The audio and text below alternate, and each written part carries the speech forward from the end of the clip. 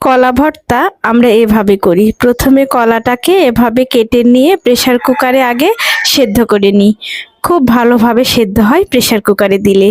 আর সেদ্ধ হয়ে গেলেই এই কলাকে আমরা রসুন, শুকনা মরিচ অথবা কাঁচা মরিচ দিয়ে আর একটু সরিষার তেল দিয়ে চটকে মেখে ভর্তাটা সেরে ফেলি।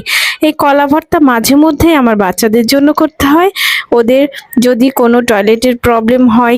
আর এই কাঁচা কলাতে অনেক বেশি আয়রন থাকে বলে এভাবে আমি বাচ্চাদের প্রায়ই ভর্তা করে খাওয়াই। অন্যভাবে কিন্তু আমার মেয়েরা খেতে চায় না এই কাঁচা কলাটা।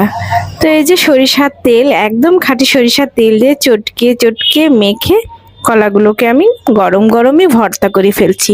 অবশ্য গরম ভাতে এই কাঁচা কলা দিয়ে যে ভর্তাটা হয় সেটা খেতে কিন্তু মন্দ নয়। কাঁচা কলা ভর্তা কে কিভাবে করেন অবশ্যই আমাকে কমেন্টে জানাবেন, তাহলে আমারও কিছু শেখার থাকবে। আমি বাবা এভাবেই করি এবং আমি ছোটবেলা থেকে এভাবে আমার মা করে সেটা দেখে এসেছি। অন্যভাবেও আমি ফেসবুকে দেখেছি যে তেলে ভেজে কলাটাকে একদম তেলে ভেজে তারপর ভর্তা করে। সেটা কেমন সুস্বাদু হবে বা কেমন হবে সেটা আমার জানা নাই, অবশ্য একদিন করে দেখতে হবে। এই তো গরম ভাতে নিয়ে নিলাম কলা ভর্তা, আর ছিল কিছু ভাজা গোস্ত। এটাই আজ সকালের খাবার।